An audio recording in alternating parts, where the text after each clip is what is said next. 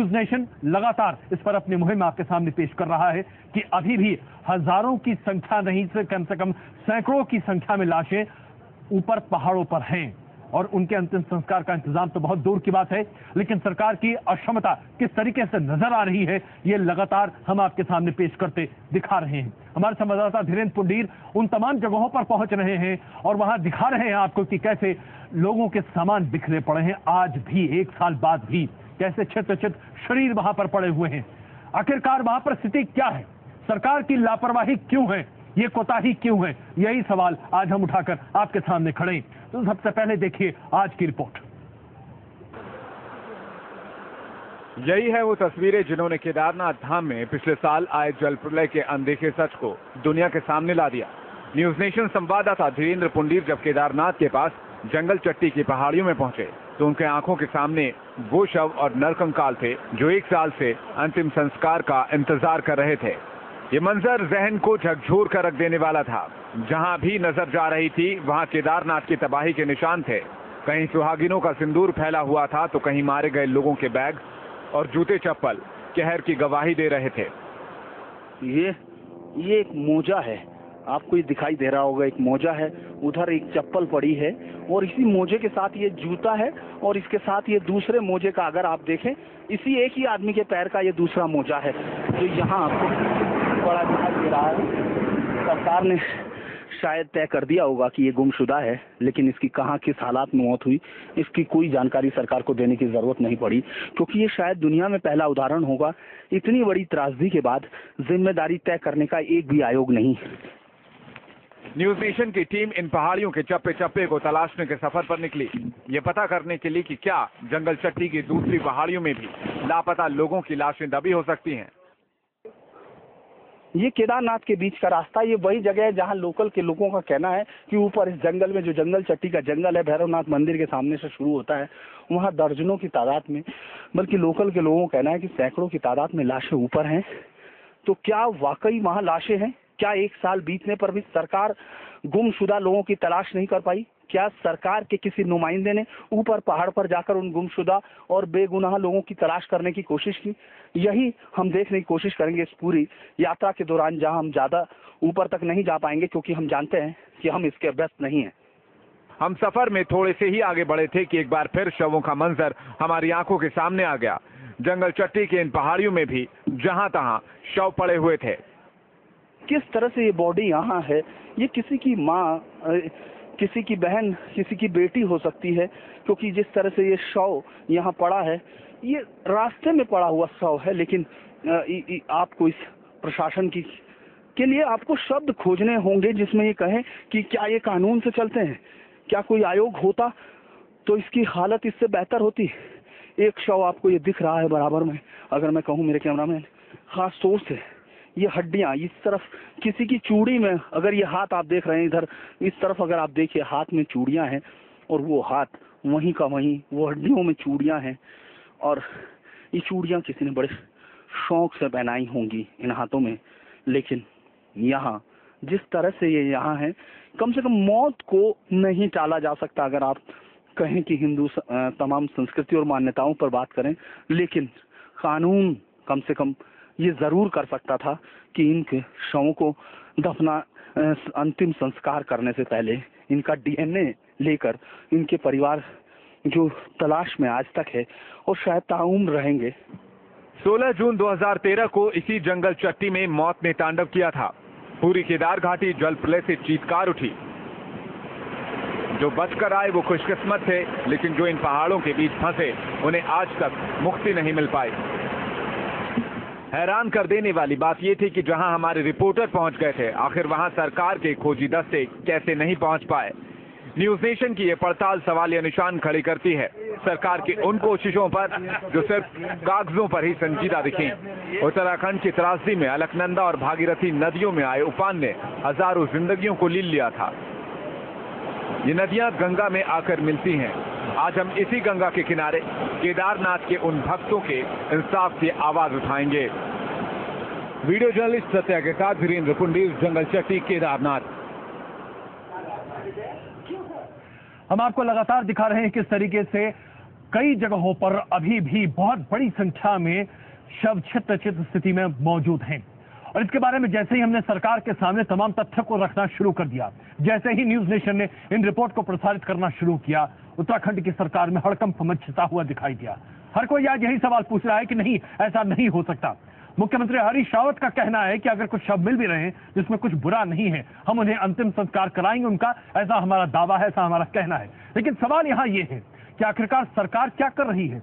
अगर news nation के संवाददाता इन तमाम शवों की पड़ताल कर सकते हैं, वहां तक पहुंच सकते हैं, तो सरकार का जो काम है वो क्यों पूरा नहीं हो रहा? सरकार के हाथ वहां तक क्यों नहीं पहुंच रहे? यही सवाल लेकर हम पिछले 24 घंटे से इस रिपोर्ट को आपके सामने पेश कर रहे हैं। आइए आपको दिखाते हैं कि पिछले 24 घंटे में न्यूज नेशन की इस रिपोर्ट के दिखाने के बाद से उत्तराखंड में क्या असर हुआ है। देखिए रिपोर्ट। केदारनाथ के पास जंगल चट्टी में प्रलय आने के 1 साल बाद भी शव मिल रहे हैं। इस खबर को लेकर जब न्यूज नेशन उत्तराखंड के सीएम हरीश रावत के सामने गया तो सुनिए क्या आया सीएम साहब का जवाब।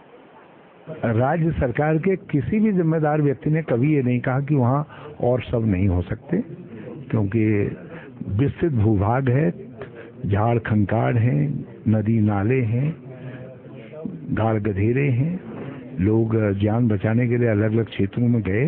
कुछ संभावनाएं ऐसी हो सकती हैं, और जहां लाखों लाख टन मलबा आया हो, मिट्टी आई हो, बोल्डर आए हों, और सब कुछ आपने नीचे उसने दबा दिया हो, तहस नहस कर दिया हो, तो वहां और शव नहीं हो सकते हैं, ये दावा कोई नहीं करे।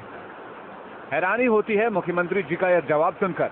सूबे ने एक ऐसी तबाही देखी जिसने पूरे देश को हिलाकर रख दिया, लेकिन सीएम साहब 1 साल बाद भी शवों के दबे होने की आशंका से इनकार नहीं कर रहे हैं।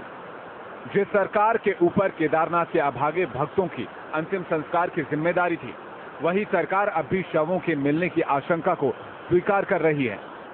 जिस देश में हर बड़े मुद्दे पर आयोग बन जाता है, वहां केदारनाथ की जवाबदेही को लेकर कोई आयोग नहीं बना। जब न्यूज नेशन ने हरीश रावत से ये सवाल किया तो उन्हें एक आयोग तक बनाना जरूरी नहीं लगा। आयोग के गठन का कोई जरूरत नहीं है। ये तो हमारी सरकार की जिम्मेदारी थी, हम जिम्मेदार थे।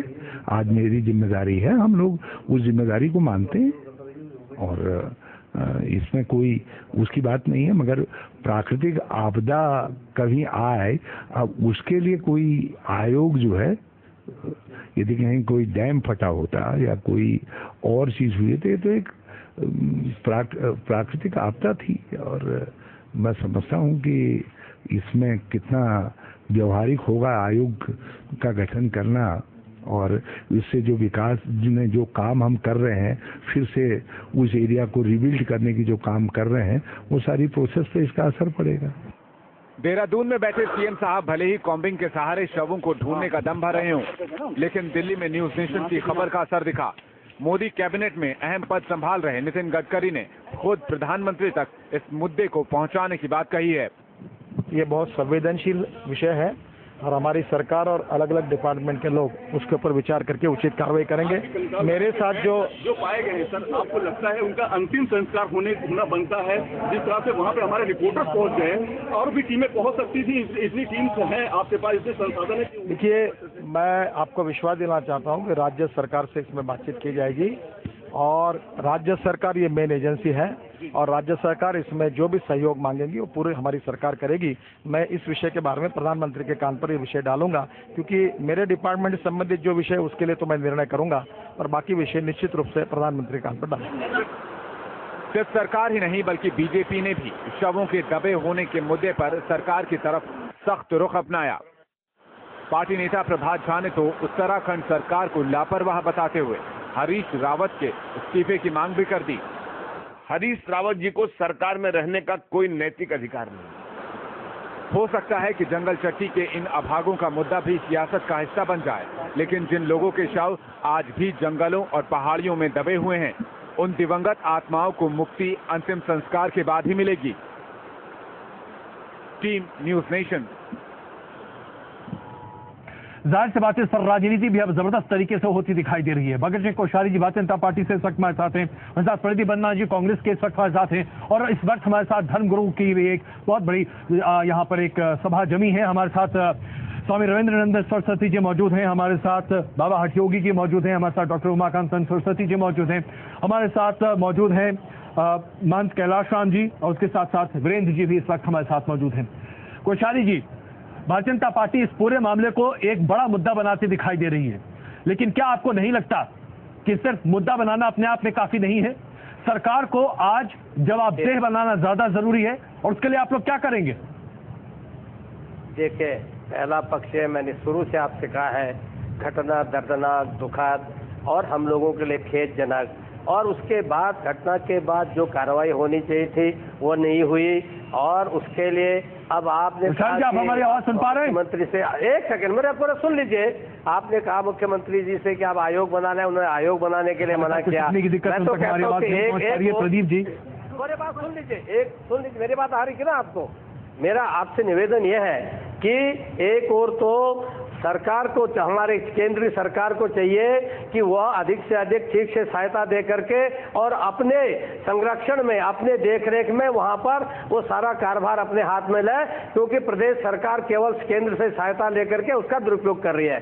दूसरा मेरा कहना है कि इस संबंध में आयोग की जरूरत नहीं है, केंद्र सरकार को चाहिए कि मैं केंद्र सरकार से निवेदन करूंगा कि आखिर विलंब क्यों हुआ, लोगों की जानें बचाई जा सकती थी, जो प्रकृति से जिन्होंने बहा दिया तो बह गए थे, परंतु जो अपनी जान बचाने के लिए जंगलों में भटक रहे थे उनकी जान बचाई जा सकती थी। इसमें जो लिपापोती हुई, ढील ढिलाई हुई है, उसके लिए इसमें निश्चित रूप से सीबीआई की जांच होनी चाहिए, और जो पैसा केंद्र से जा रहा है उसका सदुपयोग नहीं हो पा रहा है और समय पर उसका उपयोग नहीं हो रहा है, उसकी भी जांच होनी चाहिए। चलिए, जो जांच होनी चाहिए, क्या आप अपने आप में काफी इस पर भी चर्चा करते हैं? प्रदीप जी, करीब 10,000 करोड़ केंद्र सरकार ने राहत और बचाव के लिए दिए उत्तराखंड की सरकार को, लेकिन क्या उत्तराखंड की सरकार राहत और बचाव में जो काम किया उसके बारे में तो आज कोई चर्चा करता नहीं दिख रहा। लेकिन सबसे बड़ी बात तो ये है कि जो तमाम लाशें आज भी वहां पर हैं, उनके अंतिम संस्कार के लिए भी अगर मुहैया रह जाए तो यहाँ तमाम लोग जो बैठे हैं शायद उनके बैठने का औचित्य तक न रह जाए। मैं आपके संज्ञान में लाना चाहूंगा कि जो प्राकृतिक आपदा आई थी पिछले साल, और उसके बाद जो युद्ध स्तर पर जो कार्य चला है वो देखते ही बनता है।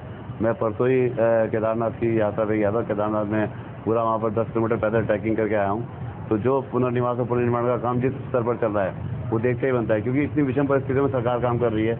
अभी आप देखिए, मई एंड तक बारिश का मौसम रहा, और आज 15 जून पुनर्वास तो तब ज्यादा कारगर होता है जबकि जो मरे हुए लोग हैं उनके अंतिम संस्कार की बात भी सामने आती, सामूहिक अंतिम संस्कार की बात सामने आई। सैकड़ों लाशें आज भी वहां पर पड़ी हैं, उसकी जिम्मेदारी कौन लेगा? उस स्थिति के बारे में आपको बताने जा रहा हूँ।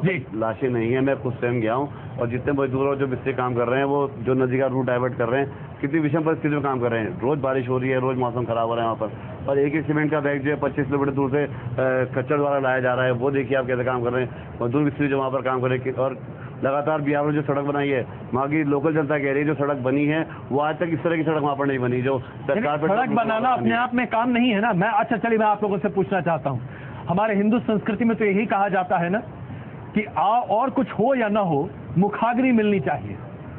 लेकिन सैकड़ों ऐसे लोग हैं जिन्हें मुखाग्नि तो दूर, कम से कम हजारों ऐसे परिवार हैं जिन्हें आज भी नहीं पता कि उनके लोग जिंदा हैं या नहीं। आप लोग मीडिया के लोग हैं, पहले मेरी बात पूरी आऊँ जी। आप लोग मीडिया के लोग हैं, आप लोग इस तरह का प्रचार करेंगे तो कैसे टूरिस्ट आएगा? किस तरह का प्रचार करेंगे? किस तरह का प्रचार बताइए? प्रचार की वहाँ लाश पड़ी है, वहाँ ये आप लोग, मैंने हमारे संवाददाता वहाँ लगातार देख के आ रहे हैं, वहाँ पे लोग आए और क्या कहते हैं वहाँ दर्शन करें। इतनी अच्छी व्यवस्था सरकार ने वहाँ पर कर रखी है। लोग आप सिर्फ केदारनाथ को खोल दीजिए और वहाँ पर लाशें आसपास पड़ी रहे, क्या ये अपने आप से बहुत सराहनीय काम है? परसों होके आया हूँ, मुख्य सचिव और हमारे अपर सचिव सुभाष कुमार जी वहाँ मौजूद थे, सभी पूरा प्रशासन वहाँ पे काम कर रहा है। जरा आप लोग बताइए, तमाम तस्वीरें आप चैनलों पर देख रहे हो, लोग उमाकांत जी आखिर प्रति केदारनाथ से रोक रहे हैं आप लोग। जैसा बता रहे हैं सरकार कोशिश कर रही है, अच्छी बात है, लेकिन अभी तक इसको कोशिश क्यों नहीं किया गया? किया जाना चाहिए था, इसके लिए टास्क फोर्स बनना चाहिए था, और रजिस्ट्रेशन की व्यवस्था नहीं थी पहले जो शायद अब ये लोग कर रहे हैं, और संवेदना का अभाव है। सीधी बात ये दिखाई दे रही है कि अगर अपने घर का आदमी एक एक्सीडेंट हो जाता है तो हम तड़पने लगते हैं, दूसरा कोई मरे तो हमारा क्या जाता है। आज संवेदना की जरूरत है और सरकार जिम्मेवारी ले, और अब से भी कम से कम तलाशी जारी हो, टास्क फोर्स बने और खोजा जाए जितनी लाशें हैं और उनके अंतिम संस्कार की व्यवस्था की जाए। जी वीरेंद्र जी, आप क्या कहेंगे? देखिए, मुझे ऐसा लगता है कि उत्तराखंड सरकार इस आपदा के बाद जिस ढंग से कार्य होना चाहिए वो बिल्कुल संवेदनहीन सरकार है और निरंतर झूठ बोल रही है। आप आश्चर्य की बात तो ये है कि जब से यात्रा शुरू हुई है